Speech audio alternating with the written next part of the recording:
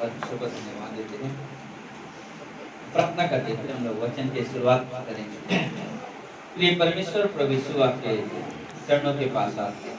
सारा आदर, सारा महिमा, सारा गौरव आपको देते हैं मेरे मालिक। आपकी स्तुति, आपकी प्रशंसा हो प्रभु।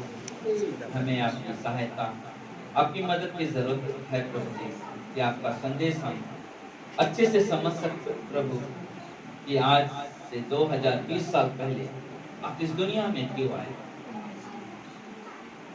आपका मकसद क्या था इस दुनिया में आने के लिए, उसे हम समझ सके और आपकी महिमा, आपकी प्रशंसा, आपकी बड़ाई कर सके। प्रभु यीशु के नाम से हम सब कहेंगे आमीन।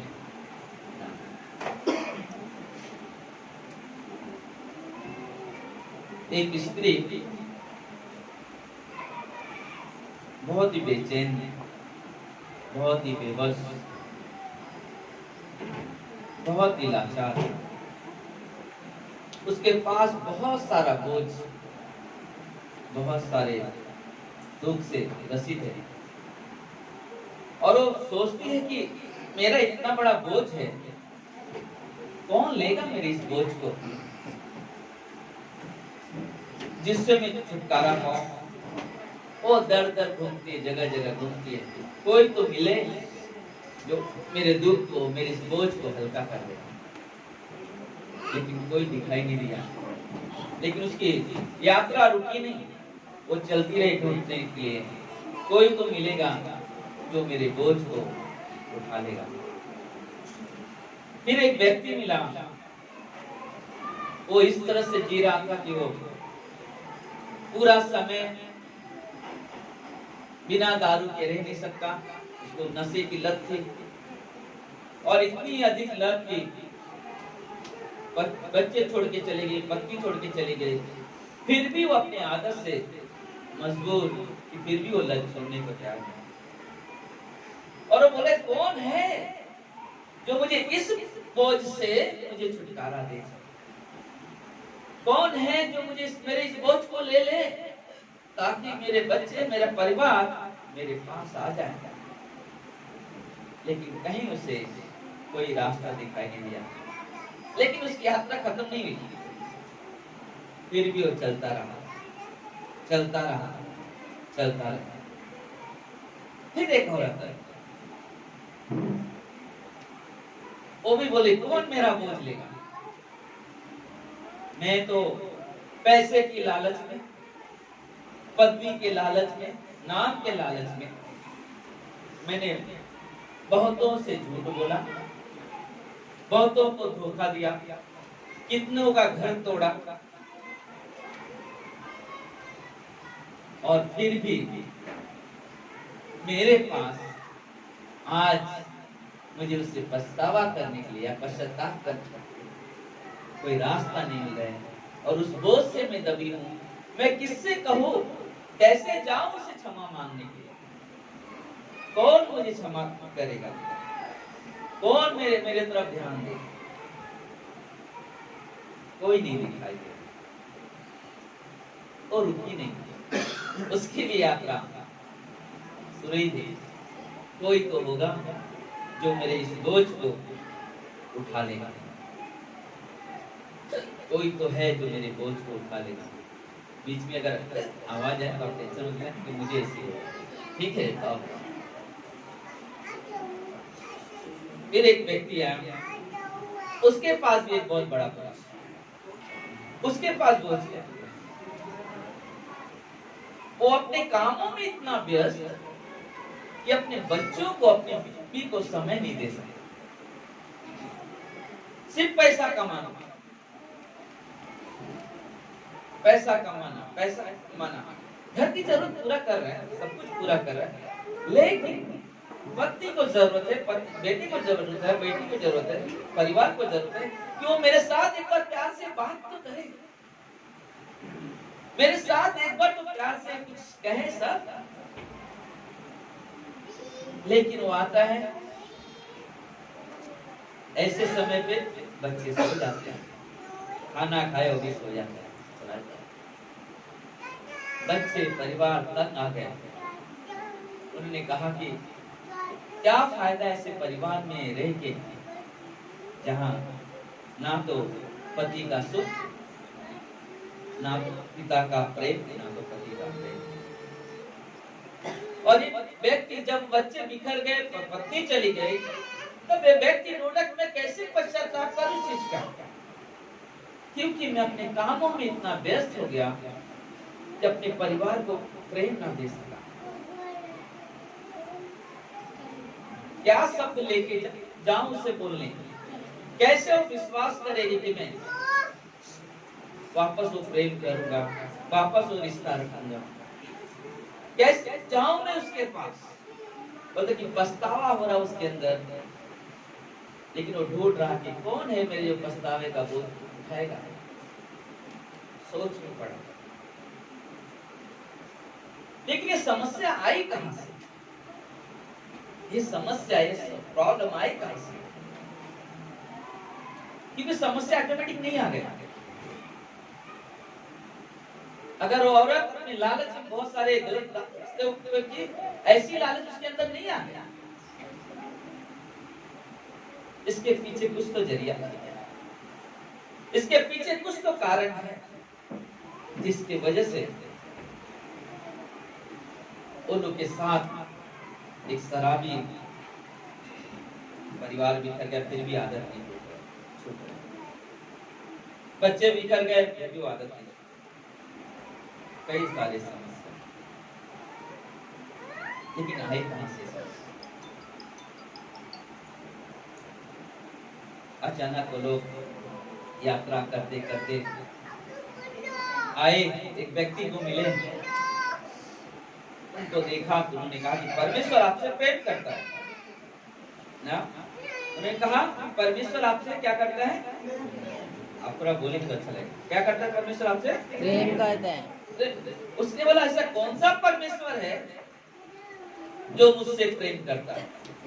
क्योंकि अगर परमेश्वर मुझसे प्रेम करता, मैं इतने बड़े बहुत से दबा हुआ हूं कि जिसका कोई रास्ता दिखाई नहीं दे रहा। मेरा परिवार बिखर गया, मेरे बच्चे बिखर गए, लेकिन कहां है परमेश्वर? बोलता है परमेश्वर, परमेश्वर वो परमेश्वर जिसने आकाश और पृथ्वी को बनाया, वो परमेश्वर। बोला अगर परमेश्वर है तो ऐसी समस्या क्यों है हमारे जीवन में? क्यों हम ऐसे परिस्थिति में आ गए? स्त्री बोले अगर ऐसा होता तो क्यों मैं इतना बोझ लेके घूमती थी? वो आदमी कहता अगर परमेश्वर तो मैं क्यों इस बुरी हालत में अभी भी गोल गोल घूम रहा हूँ? पत्नी चली गई, बच्चे चले गए, फिर भी मैं उसी में हूँ आज। क्यों नहीं छुटकारा मिल रहा है मुझे? बहुत धन कमा रहा हूँ, बहुत पैसा कमा, लेकिन कारण क्या है कि मेरे पत्नी मेरे बच्चे छोड़ के चले। अगर परमेश्वर तो एक कंडीशन नहीं आता, देखो परमेश्वर है। पहले ये चीज को ढूंढो आप कि आपके पास ये समस्या आएगी। अब आते हैं मुख्य संदेश। जब परमेश्वर ने सृष्टि बनाई, जब परमेश्वर ने इस सृष्टि को बनाई, सब कुछ अच्छा चल रहा था। पहला आदमी, पहले औरत को बनाया, सब कुछ अच्छा था, सब कुछ नियंत्रण में था। ना किसी को जरूरत थी दारू पीने की, ना किसी के पास लालच थी, ना किसी के पास पश्चाताप की टेंशन थी। सब कुछ अच्छा था, क्योंकि वो पति पत्नी हर दिन अपने सृष्टिकर्ता के साथ संबंध में बना रहे।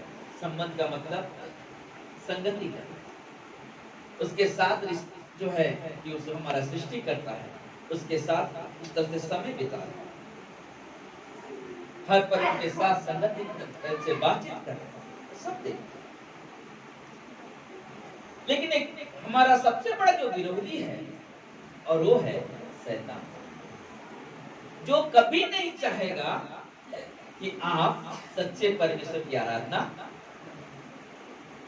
वो चाहेगा कि तुम झूठ में जियो, झूठे प्यार में जियो, झूठी शानो शौकत में जियो, क्योंकि धन कब रहेगा? क्या मरने के बाद धन लेके जाएंगे? क्या नाम और जितना शोहरत बने क्या मरने के बाद लेके जाएंगे? नहीं, जब तक है तब तक ही रहने वाले। उसके बाद क्या खत्म। और शैतान वो चीजें लेके आते हैं लगता है बहुत अच्छा है, धन कमाओ, पैसा इकट्ठा होना चाहिए, ज्यादा पैसे इकट्ठा करो, ताजमहल बना लो ना। शाहजहां ताजमहल बना लिया बेगम के लिए, लेकिन है कहाँ पे? सब चले गए, आज वो खाली पड़ा हुआ। आज संसार में इंसान कितना भी धन दौलत कमा ले, कितना भी शोहरत कमा ले, लेकिन एक न एक दिन इस दुनिया को क्या करना है? छोड़ना है। आज देखोगे बहुत सारे लोग धन दौलत के चक्कर में अपने परिवारों को त्याग देते हैं, अपने जीवन में गलत निर्णय ले लेते हैं, अपने जीवन में गलत चुनाव कर लेते हैं। क्यों? क्योंकि उनके अंदर नाम कमाने की जरूरत है। सब लोग संदेश ध्यान दो, आते जाते रहेंगे, छोटे बच्चे हैं तो थोड़ा तो चीजें रहेंगी। शैतान इन चीजों को लेकर आता है, और वही चीज कैसे उनके पास ये सारी चीजें आई? लालच कैसे आया, कैसे बुराई आई उनके अंदर, कैसे बुरे स्वभाव उनके अंदर आए? क्योंकि शैतान वो काम किया। क्या काम किया? शैतान वो काम किया कि लोग सच्चे परमेश्वर को छोड़कर उसकी तरफ ध्यान दें। और इसलिए वो जब आए वो लोग, जब वो जिस अदन की वाटिका में रहते थे, आदम और हवा, पहला आदमी और पुरुष, तो शैतान आके उन्हें बहकाया। उनके पास लालच नहीं थी, लेकिन उसने लालच दिया। उसने कहा कि तुम यार बहुत अच्छा लग रहा है, तुम रहते हो, लेकिन तुम सब वृक्ष के फल खा रहे हो, लेकिन ये जो बीच में है सच और झूठ का, उसको क्यों नहीं खाते? नहीं, ये नहीं कर सकते। क्यों? क्योंकि हमारे परमेश्वर ने मना किया, इसे कभी मत खा। जिस दिन तुम खाओगे तुम क्या हो जाओगे? मर जाओगे। शैतान बोलता है तुम लोग देखोगे, तुम्हारे पास दिमाग नहीं है, तुम पहला सोचो, उसके तुम्हारे अंदर उसके तुम्हारे प्रति उसके अंदर प्रेम नहीं है। क्योंकि जिस दिन तुम इस वृक्ष का फल खाओगे तुम उसके समान बन जाओगे। और मैं तुमसे प्रेम करता हूँ। शैतान क्या करेगा? मैं तुमसे प्रेम करता हूँ, इसलिए मैं कहता हूँ तुम खाओ, देखो तुम नहीं मरोगे। लेकिन सोच रहे हैं क्या करें, लेकिन अरे खा के देखो, बहुत टेस्टी है, बहुत अच्छा है। खाया, खाने के बाद उनके अंदर एक लालच के कारण बोले कि उनके अंदर एक बुराई आती है। यानी कि जब हम परमेश्वर की आज्ञा का उन्होंने उल्लंघन किया, और जब हम अपने माता पिता का उल्लंघन करते क्या होता है? माँ बाप डांटते कि नहीं डांटते? डांटते हैं। बोलते कि सोचो, जो परमेश्वर ने हमें बनाया है अपने स्वरूप, अपने समानता में, और हमसे प्रेम करता है, और कहता है कि ना मैं तुमसे प्रेम करता हूं, और हर दिन उनके साथ खोज खबर रखा, जैसा हम अपने बच्चों के खोज खबर रखते हैं हर साल। बेशक शादीशुदा बच्चे, लेकिन फिर भी माँ की बोले अरे बेटा आया क्या काम के साथ? होता है ना सुनील ऐसे। यहाँ जितने भी बड़े बच्चे होंगे जिनके पास, वो अक्सर देखोगे बच्चे कितने भी बड़े हो जाए, उनके शादी हो जाए, उनके बच्चे के बच्चे, लेकिन वो माँ जब तक है, पिता जब तक, वो शाम को जरूर पूछेगा बेटा है आया क्या काम पे से? क्यों? क्योंकि उसे माँ ने 9 महीना कोख में लेके घूमा है, पिता ने उस परवरिश में हाथ बढ़ाया।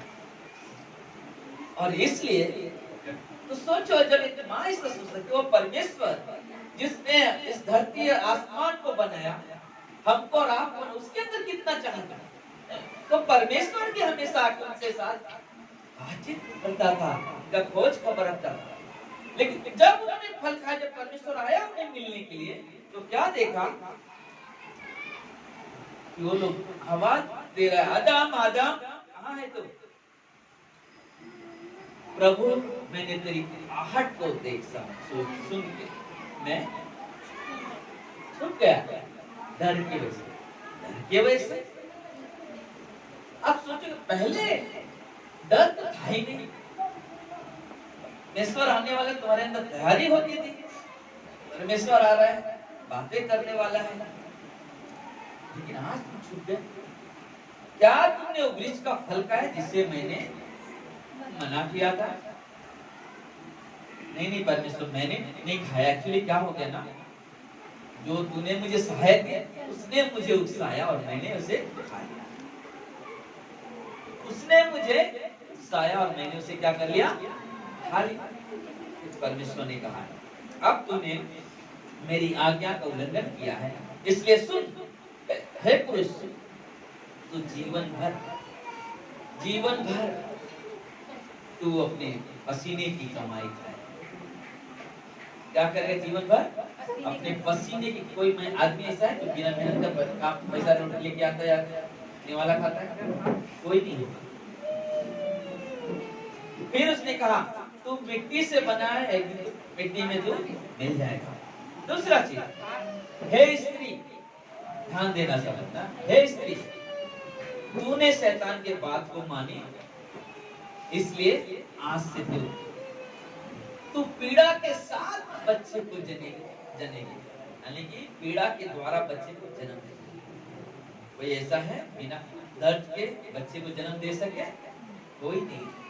हर स्त्री जब बच्चे को जन्म देती है पीड़ा के द्वारा। बोले कि एक आज्ञा का उल्लंघन करने के द्वारा ना ये सारी समस्या आ गई। वही उसी के द्वारा, वही आज्ञा का उल्लंघन करने के द्वारा पता ये बीमारी है। तो उन लोगों ने कहा जिनके पास बोझ था कि मेरे पास बोझ है, मेरा बोझ कौन लेगा? मैंने लालच किया, मैं लोगों का घर खराब किया, बहुत कुछ, कौन मेरा बोझ लेगा? पछतावा करना है, कौन मेरा पछतावा को कौन ग्रहण करेगा? ढूंढ रहे। मैंने अपने दारू के नशे में बहुत कुछ उड़ा दिया, मेरी पत्नी छोड़ के चली मेरे मन, लेकिन फिर भी मेरा ये लत नहीं छूटता। आज भी मैं उसी बोझ में, कौन लेगा मेरा? बोला कि वही परमेश्वर लेगा जिसने तुम्हें बनाया। बोले जब उन्होंने पाप किया तो निकाल दिया परमेश्वर ने, तो मेरा बोझ कैसे परमेश्वर ले सकता? बोला जरूर लेगा। परमेश्वर दयालु है, परमेश्वर कृपालु है, परमेश्वर धीरजवंत है, परमेश्वर के अंदर संयम है। मतलब कि परमेश्वर करुणा में दयालु परमेश्वर है, आज भी तुमसे प्रेम करता है। आदम हवा से प्रेम नहीं करता था, उन्हें वहीं पे खत्म करके दूसरा आदम और हवा बना सकता था, लेकिन उसके अंदर प्रेम था, दया था, इसलिए उसने दया से उन्हें एक अवसर दिया, अब है समय कि तुम एक अच्छा जीवन। परमेश्वर अनुग्रह इसलिए देते हैं ताकि हम एक सही जीवन जी सके, सही मार्ग पे चल सके। आप बैठे हो शिष्य, अच्छा उधर बैठ जाओ। हाँ उधर बैठो।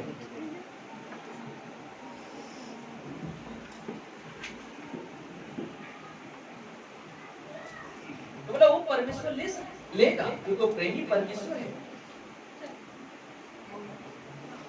और उसने कहा कैसे हो सकता है? बोलते कि आज से 2020 साल पहले उस परमेश्वर जो दयालु कृपालु परमेश्वर है, उसने अपने एकलौते पुत्र को हमारे लिए दुनिया में,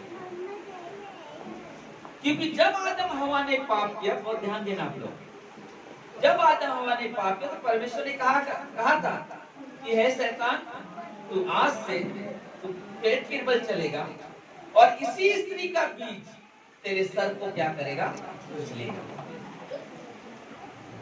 इसी स्त्री का बीज तेरे सर को कुचलेगा। एक समय आया जब यशायाह लिखता है 7:14 में, यीशु मसीह के जन्म से 700 साल पहले, तो कहता है कि परमेश्वर ने स्त्री को चुना है, एक कुंवारी स्त्री को चुना है, जिसके द्वारा परमेश्वर हमारे उद्धारकर्ता को भेजने वाला है।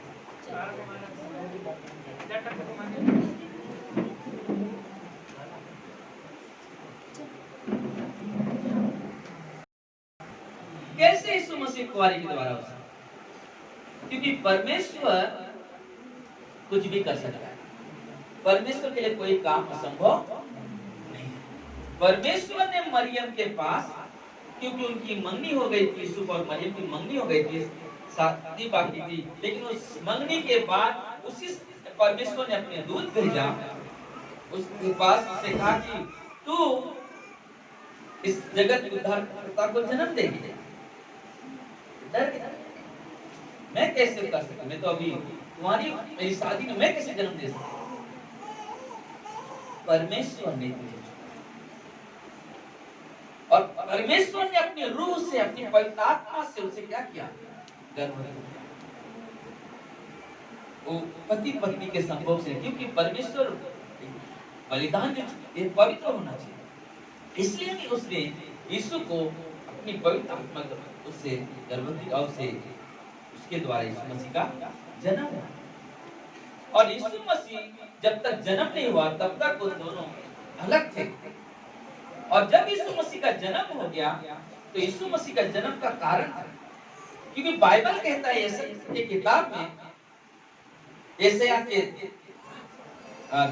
6 में कहता है कि हम तो सब के सब भेड़ों की नाई भटक गए थे, हमने हर एक ने हमें से हर एक ने अपना अपना मार्ग लिया, और यहोवा ने हम सबों के अधर्म का बोझ उसी पर डाल दिया।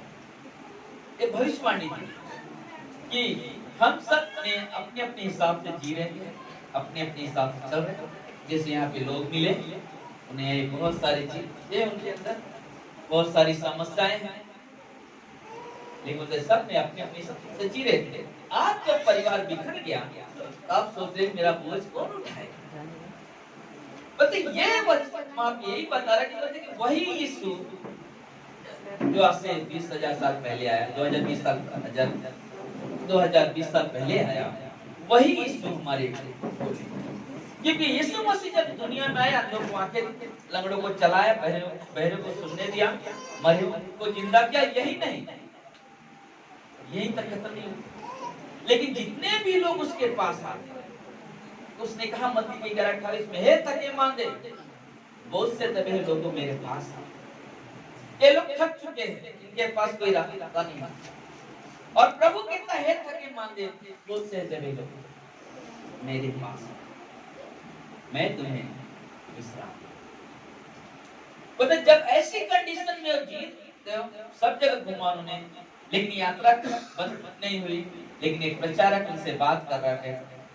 यीशु मसीह कहता है, थके मांदे बहुत से लोगों मेरे पास आओ, मैं तुम्हें क्या करूंगा? विश्राम। मैं तुम्हें विश्राम। आज हम सोचेंगे कि मैं कैसे आ सकता हूँ यीशु के पास? हम तो अलग धर्म के लोग हैं, हम कैसे यीशु के पास? यीशु ने किसी धर्म के लिए नहीं दुनिया में नहीं आया। यीशु मसीह किसी धर्म के लिए दुनिया में नहीं आया। यीशु मसीह इस दुनिया में सारे मानव जाति के लिए आया, सारे मानव जाति के लिए आया।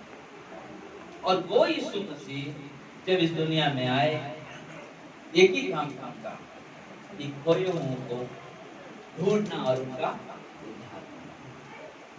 ये लोग के पास क्यों ये जीवन के पास?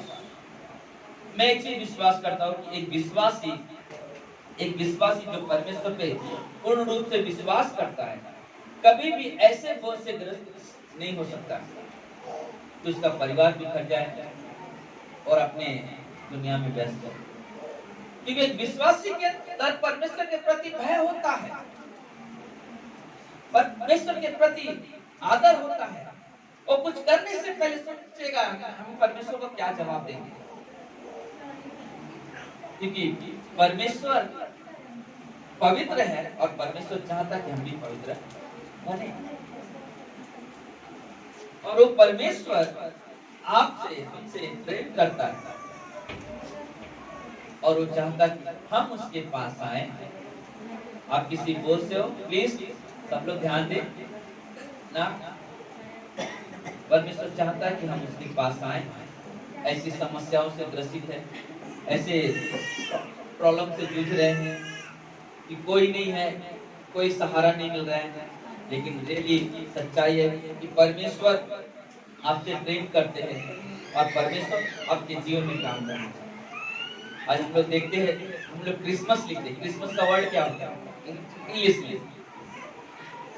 CH है ना, RISTMAS, क्रिसमस। ऐसे होता है, बरोबर बोला मैंने? बरोबर बोला? फिर पास होगा। तो बोले जो क्रिसमस का जो शब्द होते हैं, पहला वर्ड क्या था? सी। सी का मतलब होता है क्राइस्ट। सी से होता है क्राइस्ट। यानी यूनानी में जो ये जो है, यूनानी में जो है यीशु मसीह के लिए उपयोग होता है, और इब्रानी में कहा जाता है अभिषेक किया। परमेश्वर ने यीशु मसीह को स्वर्ग से अभिषेक करके भेजा कि तू जा इस संसार के लिए, तू जा यहाँ पर इनके पापों को बलिदान कर, और यीशु मसीह को अभिषेक करके दुनिया में ले जा।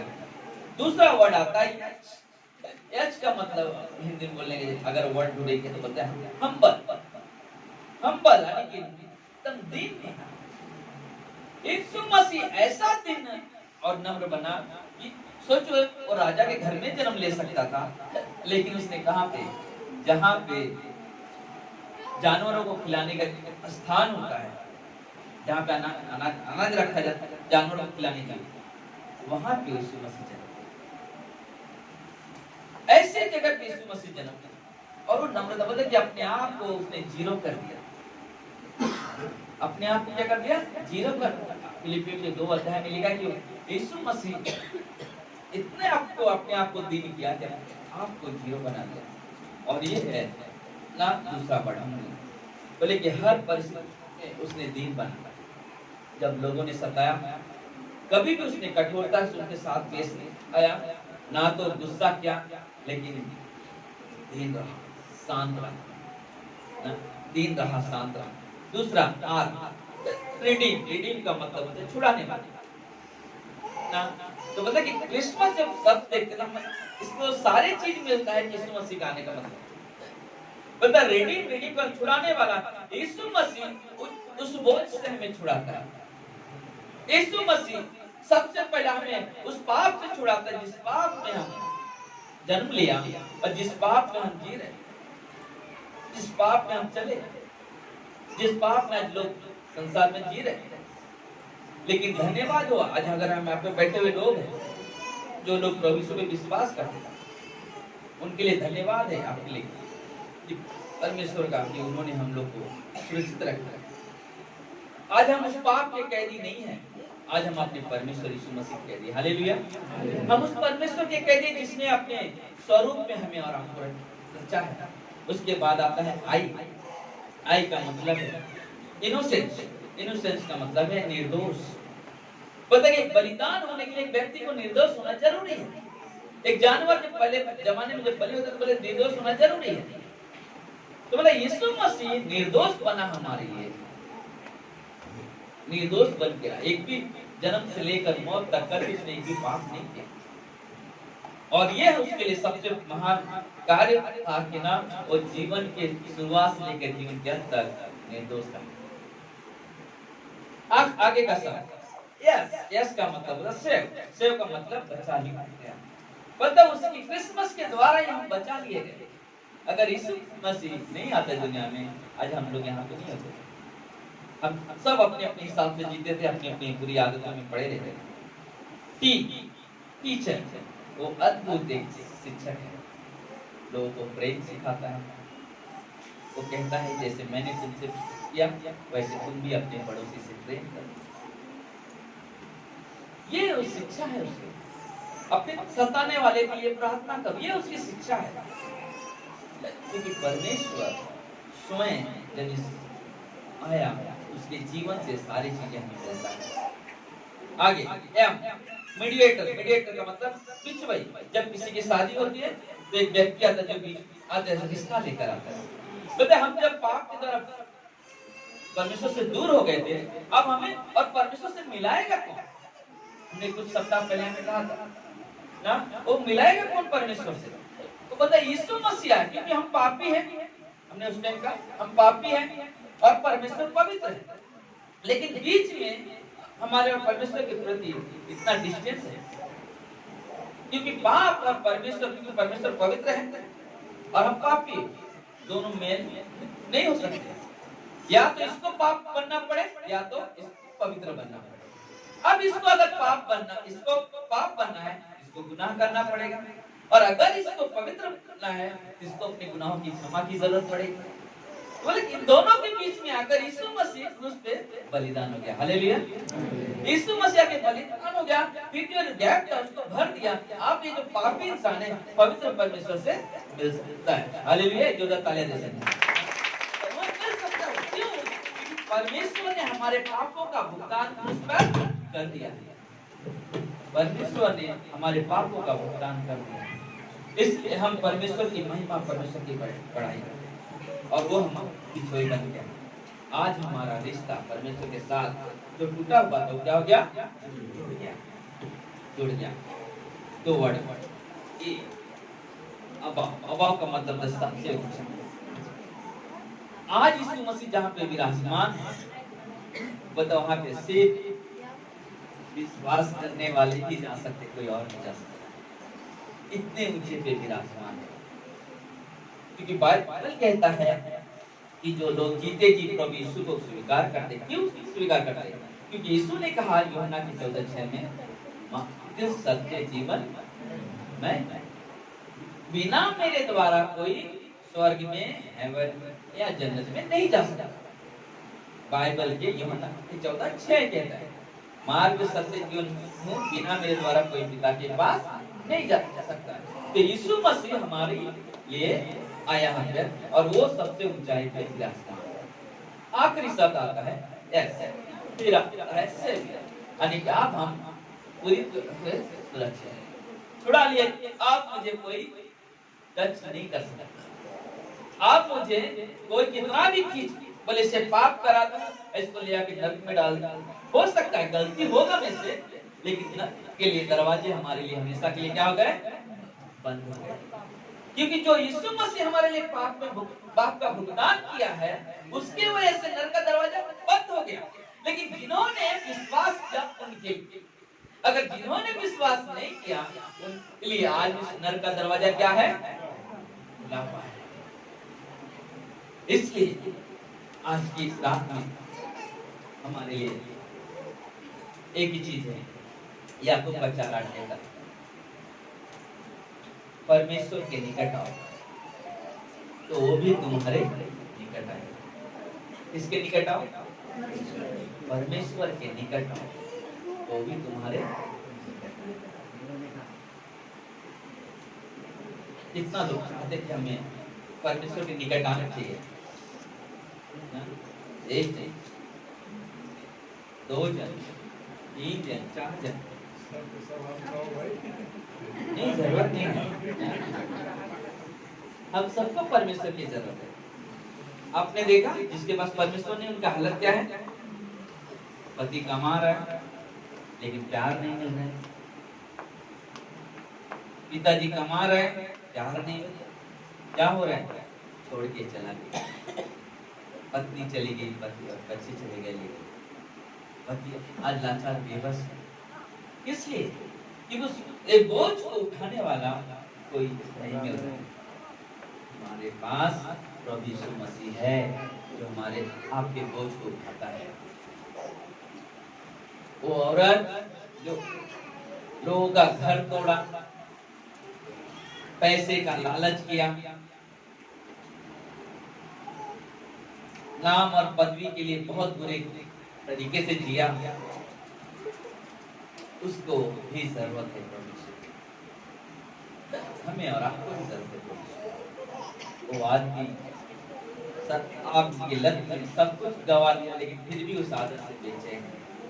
और तीनों के लिए एक ही चीज चारों लिए था, कौन है जो मेरी बोझ को ले? एक ही है, हमारा प्रभु यीशु मसीह, जो हमारे आपके बोझ को उठाने के लिए।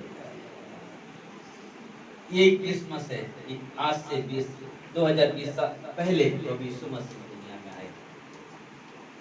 क्रिसमस सीजन है, रीजन हमारा उद्धार करता ना, रीजन है जो हमारा उद्धार करने है। सीजन है क्रिसमस का, लेकिन रीजन है हमारे पापों से छुटकारा देने वाला। हालेलुया। हम उस परमेश्वर की महिमा करते, उस परमेश्वर की बड़ाई करते। अगर सचमुच आप किसी परिस्थिति से गुजर रहे हो, किसी परेशानी से गुजर रहे हो, सचमुच आप हार चुके हो अपने जीवन में, कोई रास्ता नहीं मिल रहा है, लेकिन मैं आपको गारंटी के साथ कह रहा हूं कि अगर हम प्रभु यीशु पे विश्वास करते हैं, प्रभु यीशु हमें एक नया जीवन देते हैं, हमारे बोझ को उठा लेते हैं और हमें स्वतंत्र करते हैं, क्योंकि वो हमारे साथ है। हमें पवित्र आत्मा देते हैं हमारी अगुवाई के लिए। सबकी आंखें बंद हैं, सबके सर झुके हो।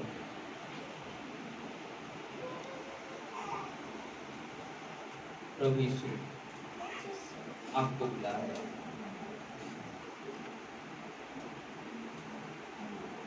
प्रभु यीशु आपके हृदय में जगह चाहते हैं। आपका हृदय में जगह खाली है। शायद हम विश्वास करते हैं कि हम विश्वासी है, लेकिन अगर हम वो जीवन नहीं जीते जो परमेश्वर चाहते हैं, अभी आपका हृदय खाली है।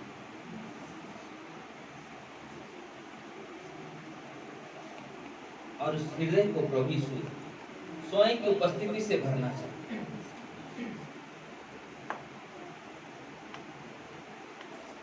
अगर आप चाहते हो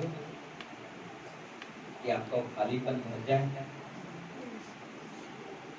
आपके घर में जो समस्या है, दुख है, तकलीफ है, चाहे उस दारू की लत वाले लोग हो सकते हैं, चाहे वैसे कोई औरत हो सकती है, या कोई ऐसा व्यक्ति हो सकता है जो अपने कामों में व्यस्त है, लेकिन परिवार को प्यार नहीं दे सकता।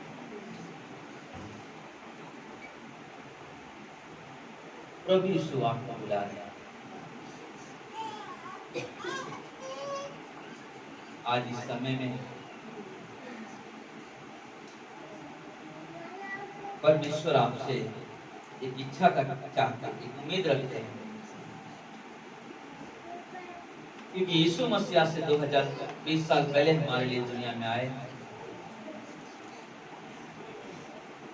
हमारे लिए उन्होंने कोड़ों की मार खाई, अपमानित किए गए, हमारे पाप के लिए उन्होंने दुख उठाया, लोगों ने उन्हें क्रूस पर टांग दिया, मौत हो गई,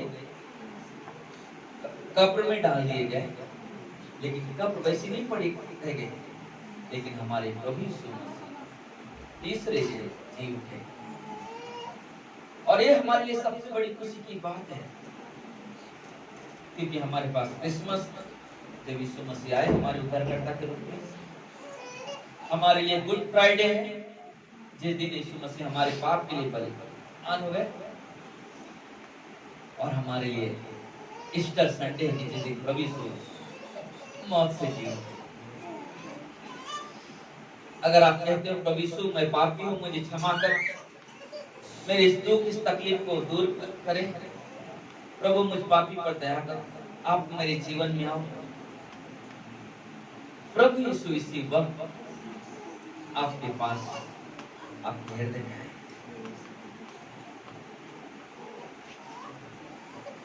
अगर आप चाहते हो तो मेरे पीछे कहो, हे यीशु मैं पापी हूं, मैं अपने आप को अपने बोझ से, अपनी चिंता से, अपनी परिस्थितियों से छुटकारा नहीं पा सकता।